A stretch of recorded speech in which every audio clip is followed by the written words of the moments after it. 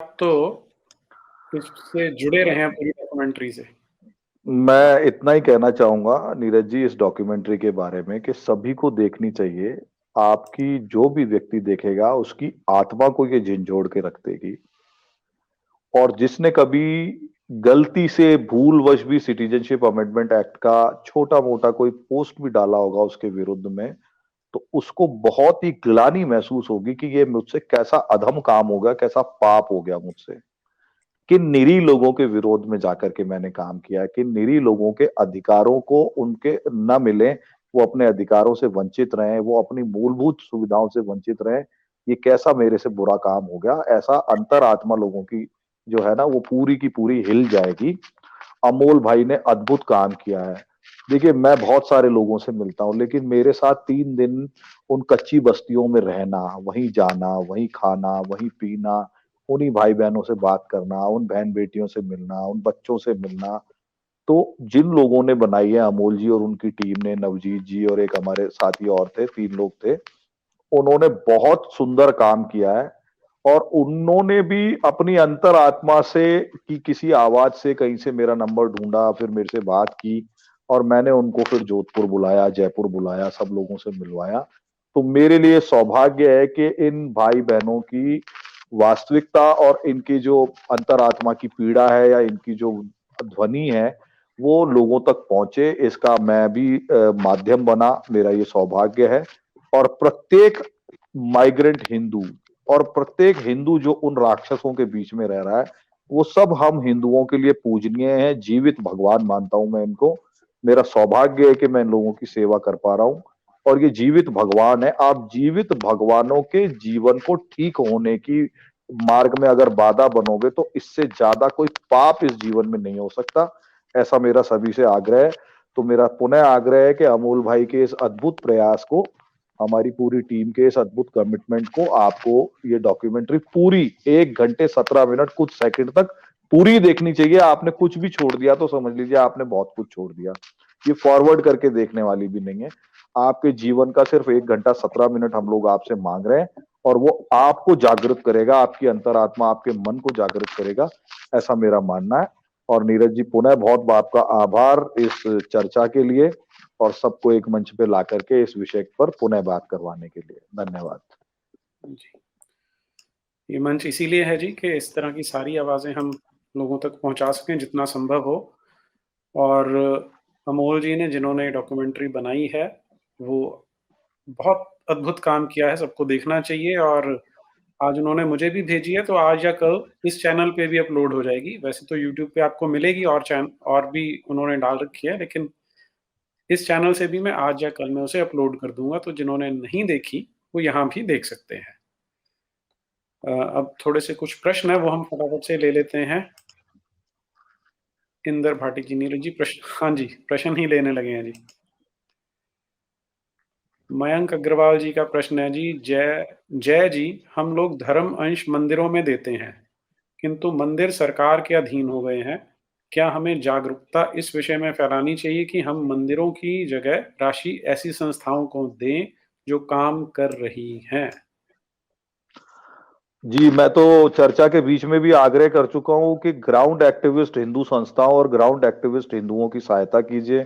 नीरज अत्री जी की सहायता कीजिए, रचित जी की सहायता कीजिए, हिंदू जन जागृति समिति को धर्मांश दीजिए, हमारी संस्था निमित्तकम को दीजिए, पुष्पेंद्र कुलश्रेष्ठ जी को दीजिए, आपको जो भी ठीक लगे उनको दीजिए। बस ये देख करके कि ये ग्राउंड एक्टिविस्ट हैं और ये धरती पर जाकर के निरीह हिंदुओं की सेवा में इनसे जो कुछ बन पड़ रहा है वो सीधे समाज को लाभ देने के लिए काम कर रहे हैं। तो बिल्कुल करना चाहिए। और निश्चित रूप से हमारा विचार अब हिंदुओं का यही होना चाहिए, शास्त्र की रक्षा शस्त्रों से होगी, और इंटरनेट और ग्राउंड एक्टिविज्म सबसे बड़ा शस्त्र है शास्त्रों की और धर्म की रक्षा के लिए। धन्यवाद। हम्म, सुधीर मिश्रा जी, नेपाली हिंदू हमारे साथ हैं, थोड़ा मन भंग हुआ है। हाँ सुधीर जी, इसमें मन दुखी करने की जरूरत नहीं है, वो साथ ही हैं। आपको क्यों लगता है कि वो साथ नहीं होंगे? प्रफुल्ल शर्मा जी, ओवैसी मुसलमान पेट्रियट नहीं है, देशभक्ति तो दिल में है, दिखावे की वस्तु नहीं है, फिर तो कोई हिंदू कम्युनल नहीं है, सेक्युलरिज्म और भाईचारा तो दिल में है दिखावे। प्रफुल्ल जी, ओवैसी का क्या लिंक है, मैं समझ नहीं पाया यहाँ पे। पेट्रियट नहीं, हाँ वो तो है ही है। देखिए, हमें ये समझना पड़ेगा कि जो इस्लाम के अकॉर्डिंग मुसलमान है, उसकी जो प्रायोरिटीज हैं वो कुछ और हैं। लेकिन जो केवल उस परंपरा में जन्म ले लिया, ऐसे बहुत सारे मिलेंगे जो देश को समझते हैं और देश के लिए काम भी करते हैं। शक्तिमान चैनल रचित जी, काफिरों की इस बहस में आप कैसे? सही बात है। देखिए, मैं तो बहुत बड़ा सेक्युलर हूँ, मुझे फंसा लिया इन लोगों ने यहाँ पर आके। मुझे लगा था कुछ गंगा जमुनी चुस्की खाने को मिलेगी यहाँ पर, कुछ सरधर्म वड़ा पाव भी मिलेगा, लेकिन ऐसा कुछ मिला नहीं है। मिला है सुनने को तो सच, और वो भयानक सच जिसे दुनिया से छुपाया जाता है। और वो भयानक सच जितना जल्दी हमें सुनने को मिले, जितनी जल्दी हमारी नींद खराब हो, उतना हमारे लिए, हिंदुओं के लिए और हमारी संस्कृति के लिए अच्छा है। जी, ये तो इनको हमने घेर लिया, आज धोखा दे के फंसा दिया। बिल्कुल। सुधीर मिश्रा जी, आप सभी महापुरुषों को प्रणाम। सुधीर जी, आपको भी प्रणाम, बहुत आभार। राजेंद्र सुल्तानिया जी का सुपर स्टिकर, इसके लिए आपका आभार राजेंद्र जी।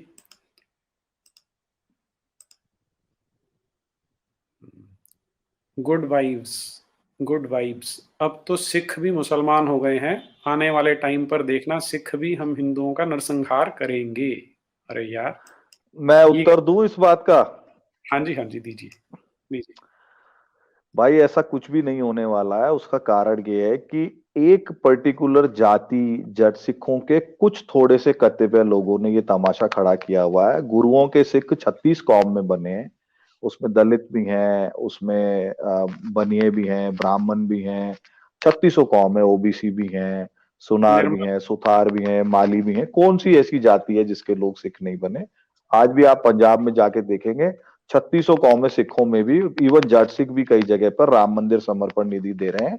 अब ये प्रोपेगेंडा फेल हो चुका। कुछ पेड लोग हैं, वो तमाशा चला रहे हैं और कुछ युवाओं को भड़का रहे हैं। ऐसा अब कुछ होने वाला नहीं है।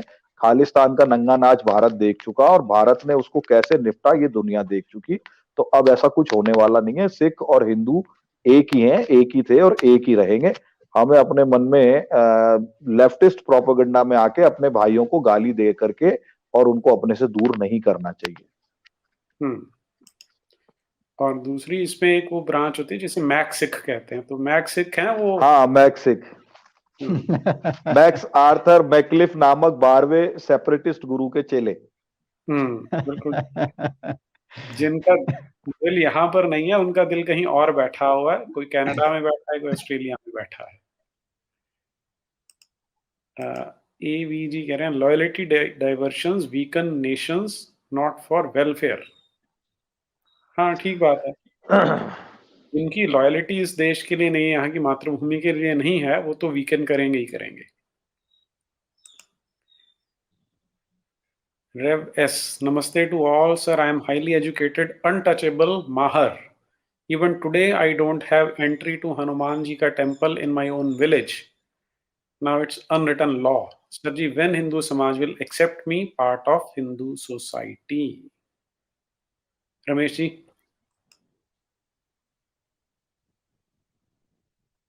जी, अभी भाई साहब ने जो लिखा है, वैसे पढ़ करके बड़ा आश्चर्य लगा, क्योंकि ऐसे आज यदि मैं महाराष्ट्र में रहता हूँ या भारत में पूरे प्रवास करता हूँ, तो ऐसे बात तो कहीं पर भी मुझे ध्यान में नहीं आई है। ये एक तरीके से कुछ प्रोपोगंडा भी होता है और कई जगह पर इस दृष्टिकोण से बताया भी जाता है, लेकिन आज ऐसे वास्तविकता में कहीं पर भी नहीं है। आज हमारे तिरुपति से लेकर के आप मुंबई में, महाराष्ट्र में किसी भी मंदिर में जाएंगे, मैं आपको विशेष करके ये बात बताना चाहूंगा, क्योंकि कई बार ऐसे होता है कि ये सारी बातें लोगों के सामने कभी नहीं आती है। अब ये कहा जाता है कि डॉक्टर बाबा साहेब अम्बेडकर जी ने जो हिंदू धर्म छोड़ा और बुद्धिस्ट धर्म को अपनाया, उसका कारण ये था कि नासिक महाराष्ट्र में जो है, तो वहां पर कालाराम मंदिर है, उसके अंदर उनको प्रवेश नहीं दिया गया, उसके कारण से उन्होंने ये कदम उठाया। लेकिन आज उस मंदिर के बारे में कितने लोग जानते हैं, उस मंदिर के ट्रस्टी है उनके बारे में कितने लोग जानते हैं? मैं उनसे मिला हूं, मैं उनके साथ बहुत निकट से जुड़ा हूं। वहां पर महंत सुधीरदास पुजारी है, जो उस पुजारी परिवार के आज प्रमुख है, महंत भी है। वो आज 100 दलित बच्चों का एजुकेशन करवाते हैं। वो कहते हैं कि चलो ठीक है, उस समय पे गलत हुआ, हमारे परिवार से हुआ, किसी कारण से हुआ, लेकिन इस गलती को मुझे मानना चाहिए और मैं उस गलती का प्रायश्चित के रूप में हर वर्ष 100 दलित बच्चों को मैं पढ़ाऊंगा, उनका पूरा एजुकेशन का मैं खर्चा करूंगा। आज ये किसी चैनल में आपने सुना है? आज कहीं पर ये बात हो रही है? तो ऐसे कई सारे उदाहरण हैं यहाँ पर कि जिन्होंने, मतलब जहां पर मैं आपका ये हाईएस्ट उदाहरण दे रहा हूं कि जिसके बारे में ये प्रचारित किया जाता है कि कालाराम मंदिर में बाबा साहेब अम्बेडकर को प्रवेश नहीं दिया, वो 2 दिन रुके और उनको प्रवेश नहीं मिला, इसके लिए उन्होंने हिंदू धर्म छोड़ने का विचार किया। उसी मंदिर के पुजारी की मैं बात कर रहा हूँ। यदि वो 100 बच्चों को पढ़ाते हैं, वहां पर प्रवेश भी देते हैं, वहां पर उनका पूरा खर्चा भी करते हैं, उनकी खान-पान की भी व्यवस्था करते हैं, तो मंदिर में प्रवेश नहीं मिलेगा, ये बात कहाँ से आती है? तो हिंदू समाज बहुत आगे बढ़ चुका है। हमें उसके बारे में सोचने की आवश्यकता है। आज हमारे भारत के राष्ट्रपति यदि हम देखेंगे, मैं कास्ट को लेकर के नहीं यहाँ पर जाना चाहूंगा, क्योंकि ये बात हमें एक हिंदू होने के नाते करना भी गलत है। लेकिन ये जो बातें हैं, ये हमारे सामने आज का उदाहरण है कि क्या हम राष्ट्रपति जी को इस दृष्टिकोण से देखते हैं? तो ये ऐसे नहीं है और हमें इस बात को अब स्वीकारने के, और जहां पर भी ऐसे हो रहा है तो मेरा उनके लिए आह्वान है कि ये इस मानसिकता को हमें छोड़ना होगा।